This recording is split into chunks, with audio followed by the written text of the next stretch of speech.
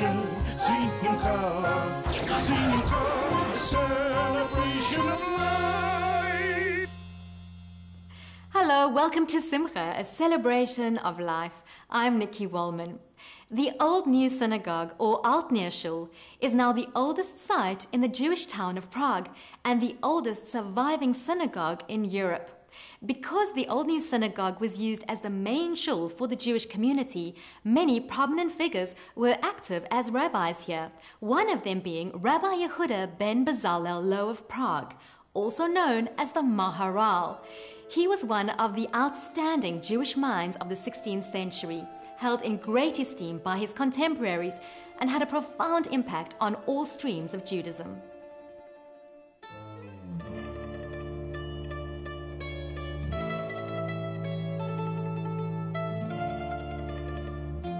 Maharal, Moreinu Harav Rabbi Lev, our teacher, the Rabbi Lev, he is the most famous rabbi here in Prague and all over the world. Until today, everyone studies his books. His father was Bezalel. According to legend, his father didn't go to study in yeshiva like his other two brothers did. And because of this, when his two brothers came back from the yeshiva to Worms, Bezalel was very upset about it. So his father gave him a blessing. He said, "You will have 4 luminaries who themselves will become great rabbis." So one of them was Rabbi Yehuda ben Bezalel. Another brother came to Prague and became the Rosh Yeshiva here. Another brother was in Freiburg, and they were all famous rabbis. But the most famous of them all was Maharal Rabbi Yehuda ben Bezalel. I would parallel him in his period to the Rambam Maimonides in his period. So as Rambam, Maimonides, Rabbi Moshe ben Maimon until today is important, so Maharal is important, and all Jews of all kinds are holding him in their libraries and are studying him. He lived about 100 years, and it is known that he was born in the beginning of the 1500s. He died in 1609.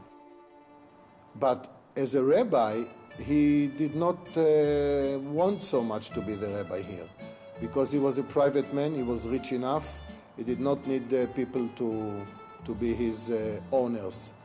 And it took about 50 years of going to Prague and from Prague and being rabbi in Moravia for 20 years, the chief rabbi, and another 10 years in Poland, the chief rabbi there. Only when he was about 80, he became the chief rabbi in Prague. And the writing of of Rabbi Lev are very, very important. Alongside the Old New Synagogue is the Old Jewish Cemetery, one of the oldest and best preserved Jewish cemeteries in Europe. It is here that the Maharal is buried. Annually, thousands of Jews from around the world visit his tomb, which is decorated with a heraldic shield depicting a lion with 2 intertwined tails, alluding both to his first name and to Bohemia, the arms of which has a 2-tailed lion. As could only befit a man of great stature, his tombstone reads, "His praise and merits cannot be told, and no man like him can be found."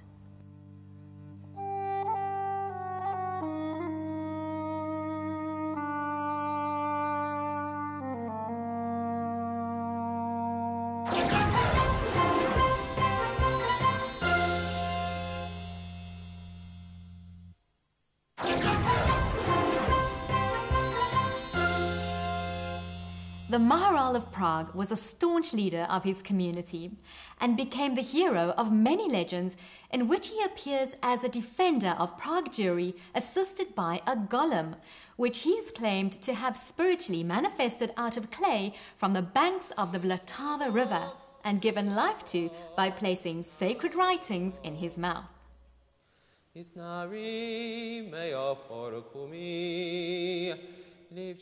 The story, which is incorporated into the Czech legends, goes that Rabbi Lev, together with some of his aides, one day created an artificial man out of clay.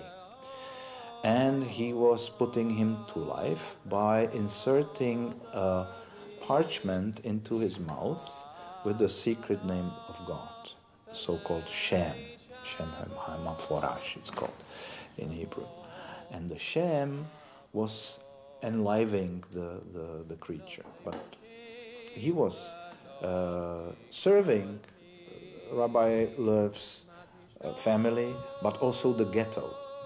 He was there. There is a legend which says that he was actually, his main goal was to protect the ghetto.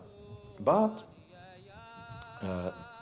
over Shabbat, when we do not work, the Shem was put out of his mouth and the golem was standing still throughout the Shabbat, and then after the Shabbat he was put to life again. So one day Rabbi Lev went to the synagogue, to the Old New Synagogue, and he started the Shabbat services, the Kabbalat Shabbat, by reciting the psalm. And people were running to Rabbi Lev, telling him, the golem went crazy. You forgot to take out his Shem. So he, instead of helping, he started to destroy everything what was in his way. So Rabbi Lev stood up and went out of the synagogue, went to the golem, took the Shem out of his mouth, and never put him to life again. And it is said that he was put into the attic of the Old New Synagogue. And then Rabbi Lev returned back to the Old New Shul, and he started again the services by reciting the psalm. So now, if you would come to the Old New Synagogue, we are the only congregation in the world which opens the Shabbat by reciting the psalm twice. Many people come here every day and they say to me, is this the synagogue of the Maharal? And is the golem in the attic? And have you been there? Can I go there? So I do know people who have been into the attic. There was a takana, a law made by the Noda Huda in the 18th century that people were not allowed to go up there. I think more because of superstition. He was against this tale which had been made up than anything which is bad up there. There's a legend also that a Nazi went up there and died.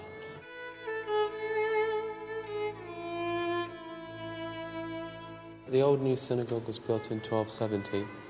It's the oldest functioning synagogue in Europe, which means there was an older synagogue up until the Second World War in Worms, but that was destroyed in 1938 by the Nazis on Kristallnacht. So since then, this is the oldest functioning synagogue. So it's been functioning continuously for about 730 years. Here, most of the time, since the early 90s, the community has been growing again. But on Shabbos, we get a lot of tourists who come here, people from all over the world. People come here from America, Canada, South Africa, Israel, Australia, everywhere, from England, and they come to this synagogue because it's known as the synagogue where Maharal sat over there, and where he gave a couple of his famous sermons or drashas here on Shabbos Shuvah and Shavuos.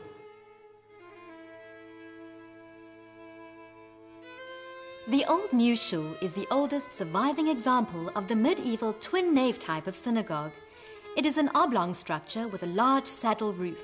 The outside walls are supported by buttresses and punctuated by narrow windows. The interior of the synagogue is arched by 6 bays of 5-ribbed vaulting, supported by 2 octagonal pillars. There are 12 narrow-pointed windows in the perimeter walls, which symbolize the 12 tribes of Israel.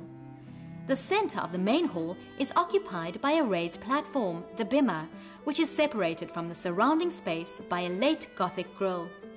To this day, the original arrangements of seats around the bima and along the walls have been retained.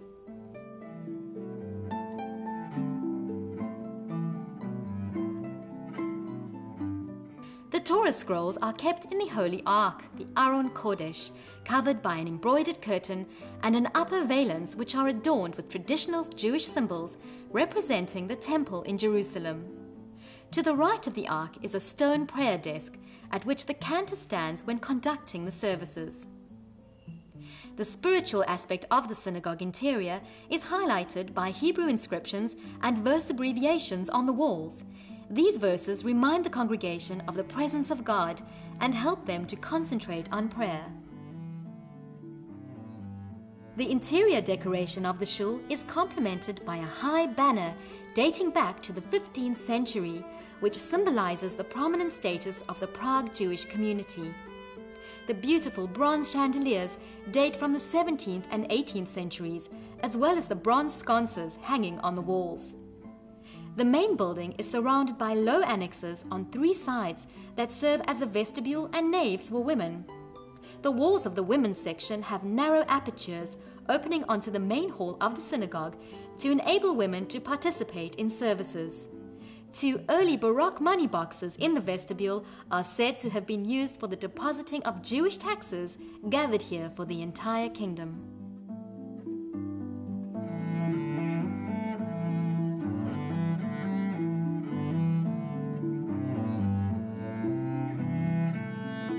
We hope you've enjoyed our journey into Prague. Thank you so much for joining us. And if you'd like to contact us, remember you can find us on Facebook at Spirit Sister Productions Network. As always, from me, Nikki, and the entire Simcha team, shalom and have a safe and peaceful week.